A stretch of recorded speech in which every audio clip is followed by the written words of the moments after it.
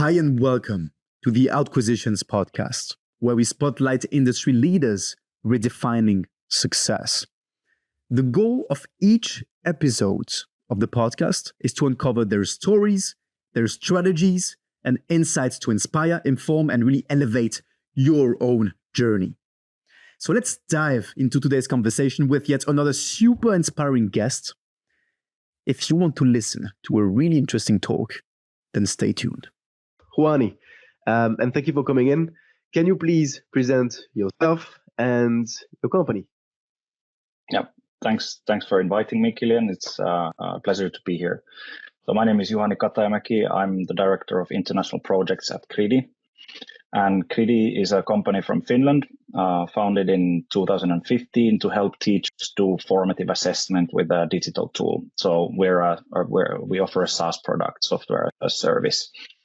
And I'm representing the company. I'm not one of the founders. The founders are Henri Karjalainen, Toni Eskola, and Lasse Koskela, who are effectively the CEO, COO, and CTO. So there's a coding guy, there's a business guy, and there's a teacher. Our software helps with formative assessment, competence-based education, puts the student in the center of the learning process, and helps them understand their own way of learning and get better results effectively like that. My background is in teaching. So I'm a class teacher from Finland, and I taught in Finland, but in an international school, and the tour in the Middle East doing Finnish education export, and then ended up working for QRiDi about 4 years ago. So there's a brief one. Maybe you can use the long one as well and cut little pieces from here and there, but that's the gist of it. Beautiful. Love it. Okay. So who are your core customers and what unique challenges do they face? Yeah, I think I said it there. So we need to, if I talk about Finland, the need is really clear. So the Finnish curriculum states as the most important aspect of education to help students understand their own learning process. Maybe not the most important one, but one big cornerstone. And the assessment chapter in the Finnish curriculum, it's all about varied assessment methods and formative assessment, and allowing opportunities for the students to be an active participant in the assessment process. So in Finland, the need is really clear for the schools. The curriculum states that they need to do it. They need something to do it with. So there you go. That's why we exist. That's why we have QRiDi. But what we have seen early on is that this is a trend. It's a global, almost you could say a mega trend.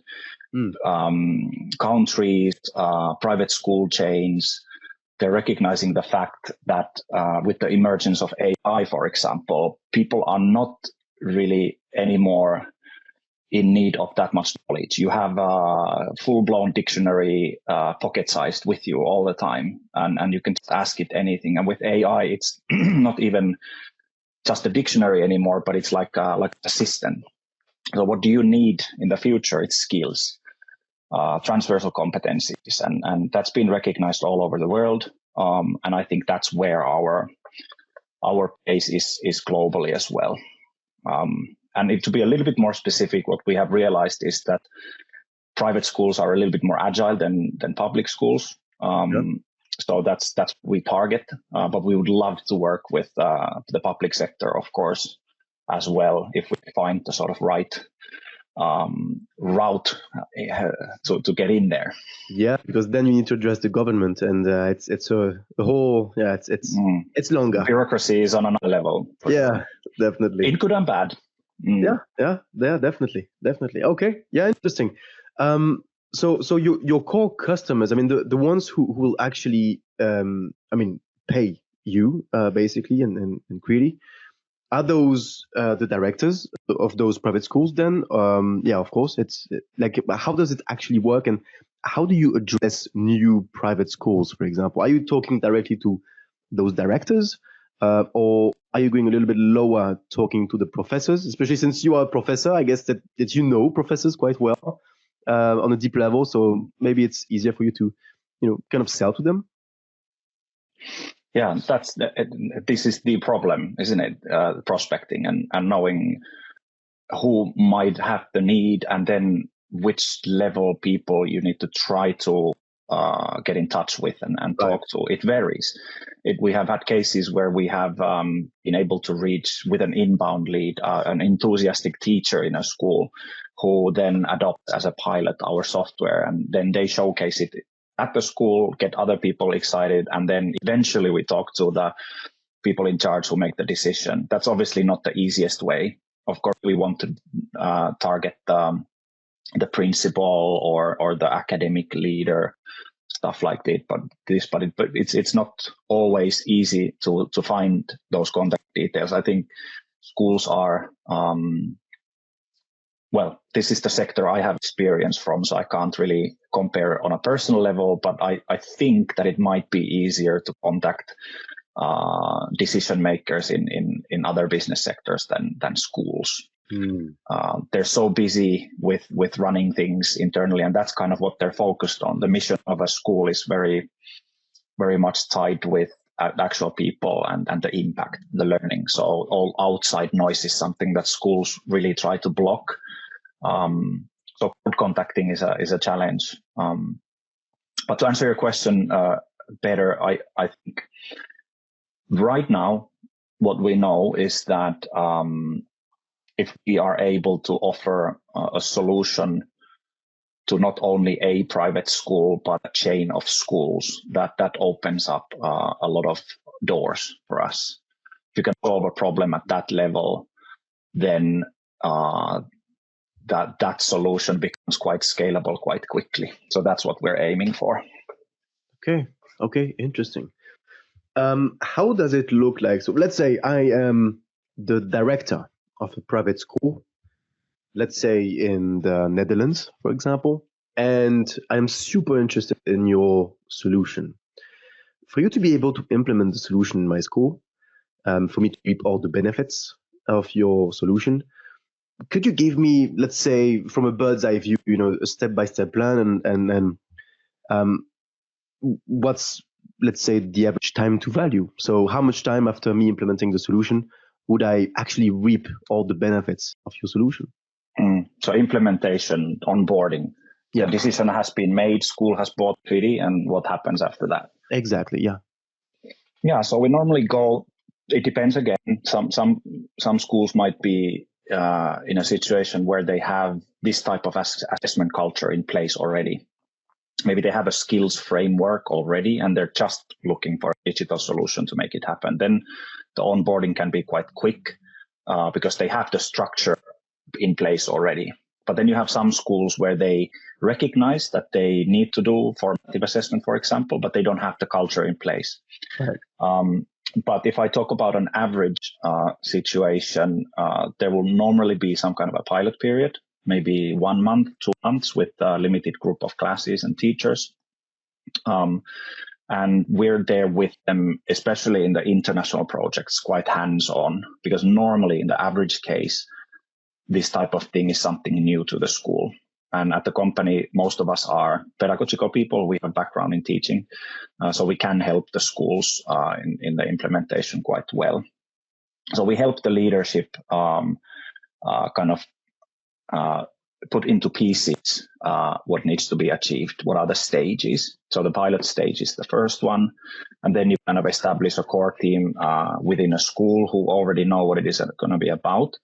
And then you bring in the sort of rest of the population in the school. And normally, if the school doesn't suggest to do it like this themselves, we help them realize that it'll probably take a year to implement the whole thing fully. So if you have 1 or 2 months of the pilot, then you have stage 1 where just the teachers are logging into the system and kind of getting familiar with it, maybe using one of the features. Then, that's maybe a couple of months. Then you bring in the students after that, because within the system, you can create things and the students can be active. So that's another step. And maybe the last step might be that you bring in the parents. So the system has a parent interface. So also the parents get to see the data and so on. And even after that, you might be bringing some other features in. But on average, I would say with that, it would be about a year. And then the second year is full usage, not kind of getting used to it anymore. Okay. So if I understood correctly, you are not just a standard service provider, like you sell and that's it, like you do whatever you want. No, Really we're a there with the partnership. customer. Yeah. It's a partnership. Yeah, we might have an agreement where, to sign the contract, we agree on a certain level of support, and that's taken into account in the financials. But even in the basic package, we always include some onboard training, and the customer can always buy as much support and training as they require, and we have different packages for that to offer. Interesting. Okay. Do you see any shifts coming in the industry? And if so, how are you preparing? So, it's a really open question. I know how AI, for example, changed the game in quite literally all industries. So, when I ask this question, many people answer with AI and how it changed and shaped the future, basically. But yeah, you can answer however you want. Do you see any shifts coming in the industry? And are you prepared for such shift, or maybe you included already, for example, AI in your solutions to make sure you are up to date? Yeah. One big shift that is happening, especially in Europe, is data security. Right. So GDPR is I think it's something really good, but it's also something pretty strict. And take, for example, European schools. We have one of the bigger European schools in Brussels as our customer, and many of the kids who go there, their parents are often working in high positions in the European Parliament, for example. So, according to GDPR, data security, data protection is really important, but it's even more important there. So with that kind of customerships, and even just Finland being a part of the EU, we are really well aligned with the GDPR. And I think that's something we see that shift, and we're also really prepared. There are, I think in Germany, actually, they have made some decisions regarding usage of some bigger software solutions from the United States. And, from the top of my head, I can't necessarily remember what countries exactly. I have to be careful here. This is recorded. I don't want to lie. But anyway, that's like a general shift. There's even in Finland, they're considering in some municipalities, can they use Microsoft services, for example, because they're United States based, and according to GDPR, all data needs to be in European servers. Wow. Yeah. So that's something pretty huge. And when you offer a learning management system, which I guess you could categorize QRiDi as also, you are always dealing with personal information. So it's a really important thing. So yeah, especially in Europe, that's a huge one, and we're trying to make it our benefit for sure. Yeah, definitely. Interesting. Yeah. I've heard about this trend before. It's getting quite important in Europe. Let's say GDPR compliances. Okay. And AI, I was gonna say, but like you said, that's such a hot topic at the moment that everybody kind of knows about that. So yeah, pretty obvious. Exactly. Yeah. You are targeting institutions, from what I understood since the beginning of this quick interview here, for your solution. Any chance you can also help the corporate market, actually, in B2B with QRiDi? You mean like any companies, not just private schools, but yeah. Any company, yeah. We have actually had a product called QRiDi Business. Okay. Because the idea of if I tell you a little bit more about the details of how QRiDi works, the situation is such that you have a teacher and you have a student. The student is in the center, and then the parents are also kind of around the student, and then you have maybe the school leadership there as well. If you think about it as a triangle maybe, or a circle, the student is there. And on the outskirts, you have all these different stakeholders who are supporting the learner. And QRiDi is all about understanding the processes of that learner through data. And that same position is true for businesses. So you have a worker, and the worker is supposed to be developing their skills in relation to what they're supposed to be doing for the company, right? And then you have a supervisor of that worker, and you have the management of that company. So the same position is true for businesses as well. So we were for a while offering the same software for businesses, but we have given up because we want to focus on schools.